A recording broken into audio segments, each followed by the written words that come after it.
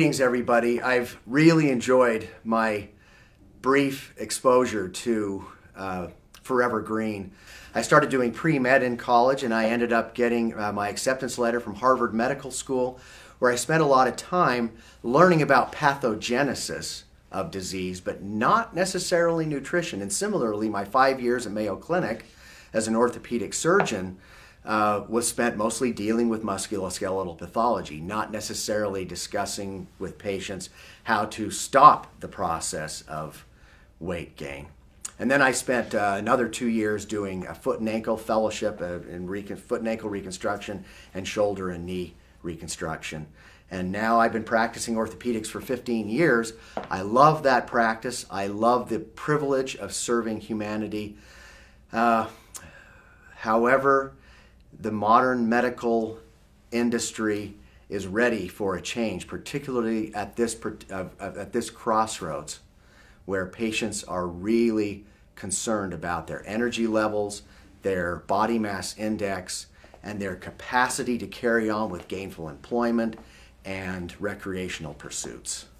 But as I've been perusing in my mind the thoughts as I've approached this very exciting time with this particular nutritional supplement, I've thought about all the great technological advances of mankind, particularly within the 19th and 20th century. And if you think in the past, present, and future of where we are, both with industrial, technological advances and healthcare, it's fascinating to look in the past. When you look at the quantum leaps in remarkable discovery, we had James Watt come up with the steam engine, which launched us into the Industrial Revolution. You look at Alexander Graham Bell and the simple discovery of the telephone. You look at Thomas Edison and the light bulb. And then you look at the medical discoveries, starting with Louis Pasteur and microbiology. We didn't really know about microbes until then. And then Joseph Lister, who virtually was laughed at by his colleagues in the 1880s when he came up with the strange idea of aseptic surgical technique. Interesting concept. But what was interesting is before that quantum occurred, he was laughed at. Then we had Alexander Fleming with penicillin. And then, of course, Watson and Crick, the great discovery of DNA, which launched molecular biology to where we are now. Modern medicine is a wonderful realm. And despite all of these wonderful quantum leaps in technology, the world of modern medicine has been littered with significant mistakes, some subtle, some not so subtle. Thalidomide in the 1960s, if you remember, women would present with nausea and vomiting, typical for the first trimester of pregnancy, and they would be prescribed thalidomide. Well, within 2 or 3 months, we started having horrible birth defects. Now, that's pretty dramatic. But let's look at the more subtle difficulties we faced within the last 30, 40 years of healthcare. In the 1970s, the Nixon administration in the United States was coming out with a lot of subsidies for corn farming, and high fructose corn syrup entered the market as the main additive. And then as time developed, we had those significant additives being put in the center aisle of the grocery stores. And in tandem with that event occurring, we also had the American government and the FDA and the American Medical Association coming out with the discoveries that, well, it's saturated fats and diets high in cholesterol that are the cause of coronary artery disease, of hypertension, of kidney disease. And so we have to cut that out. We need to go on low fat, particularly saturated fats and low cholesterol diets. Well, in the last 30 years, since that announcement occurred, we've had people look at labels and say, well, okay, it's low fat, low in cholesterol. I can eat everything I want. Sugars, cakes, cookies, as long as it's low fat, low cholesterol, we can go ahead and do that. Well, for those of you who have seen the maps in the United States, there's been a sharp hockey stick in body mass index and obesity. And why is that? Well, we now have the greatest institutions in the United States coming out and explaining why. We have institutions such as the Cleveland Clinic, Mayo Clinic, Johns Hopkins, Stanford, Northwestern, Vanderbilt. I can go down the list talking about how we have been self-deceived. We thought it was cholesterol, we thought it was saturated fats, but actually it was the carbohydrates, particularly the refined, man-made carbohydrate preparations that have driven us into this very, very scary realm. Clearly exercise is helpful. Clearly the solution is lifestyle choices. It doesn't mean more metformin for those type 2 diabetics. It doesn't mean more antihypertensive medications. The interesting thing is, yesterday in clinic I saw 30 patients, 5 or 6 of whom were in their 40s and 50s, 250, 300 pounds plus, and they simply had given up on life. They were like the biblical prodigal son that was out sowing their wild oats and have pretty much decided that life is over. We're calling with this particular product for people to finally come back home from those poor lifestyle choices. And this is where we enter the world of ketogenic diets or ketogenic supplements. Now, the idea of moving into ketosis, we've heard discussed with this seminar and multiple in the past. But this particular device, I'll call it, this particular supplement, is indeed revolutionary.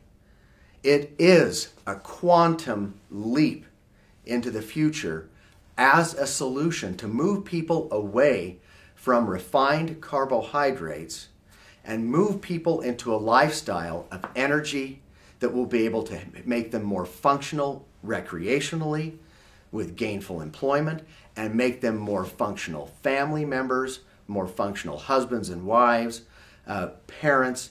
It is going to dramatically move people into a state of existence. This window of mortality, this narrow window of mortality, can be cut short so soon and unnecessarily by poor lifestyle choices. Now, when it comes to this particular product, that is exogenous ketones, taking them by mouth, this has not been available ever.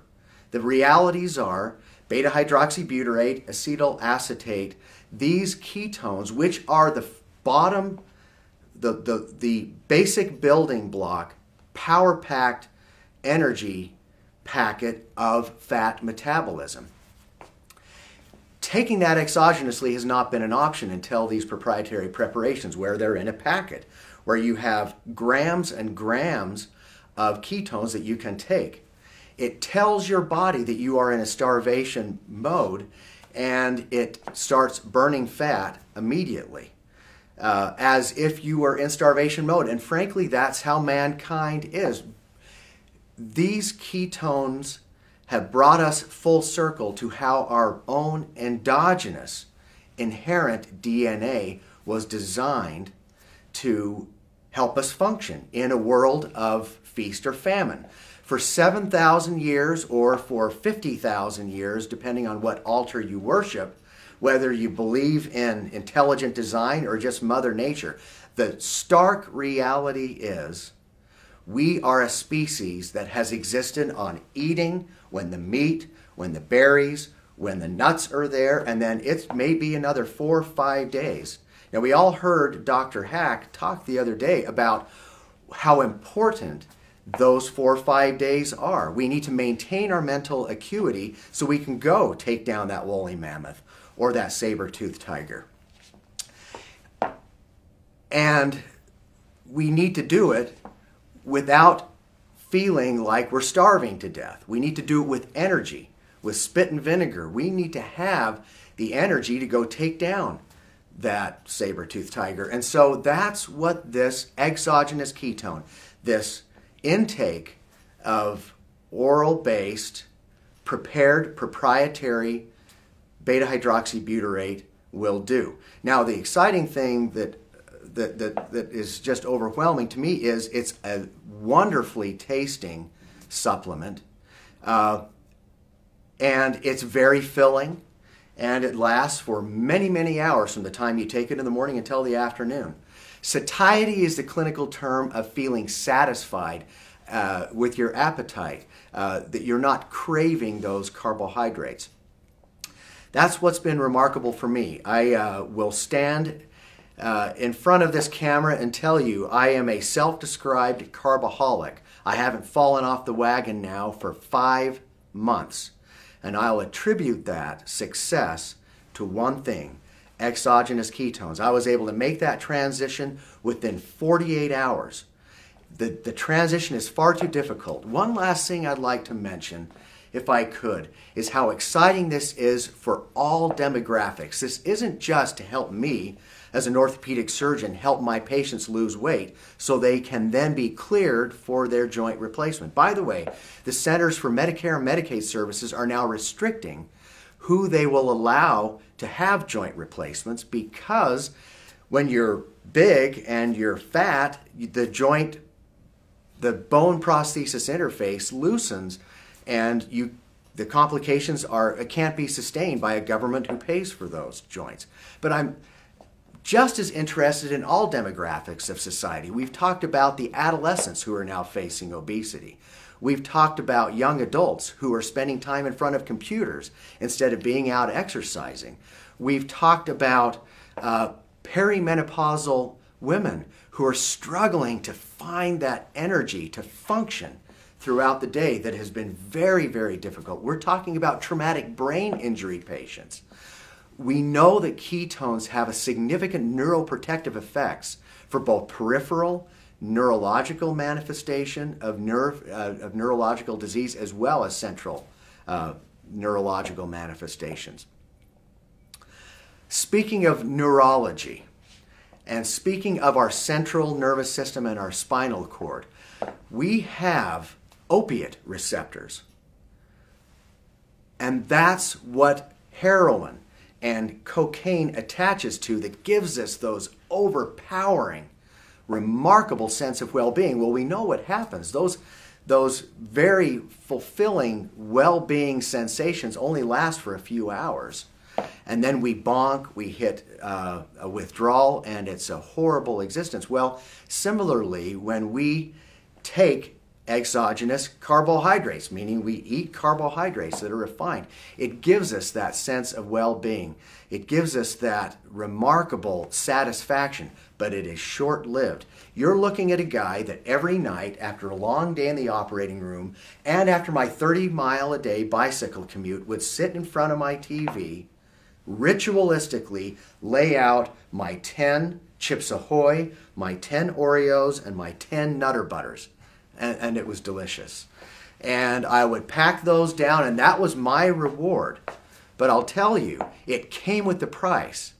Ketones also affect inflammation, and carbohydrates are the direct cause of inflammation, and that is the pathogenesis of much of the disease that is associated with carbohydrates.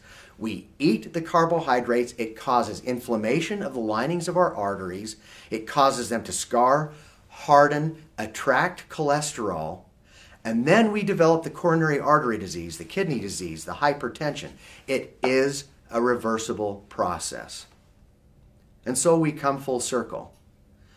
30 years ago, some of us intentionally in the food industry, some of us intentionally to try to help people with their health, strongly suggested that diets high in saturated fats and cholesterol were destroying us. Well, we were wrong. And now the greatest medical minds are admitting this, including our cardiovascular surgeons. And now we know what the truth is. And we also know what the solution is. Just as Alexander Graham Bell came out with the telephone, just as James Watt came out with the steam engine, just as Thomas Edison came out with the light bulb, we are now facing the most exciting quantum in healthcare, and that is exogenous ketones. And that's just not a testimony from this solitary orthopedic surgeon. We are on the verge of a revolution.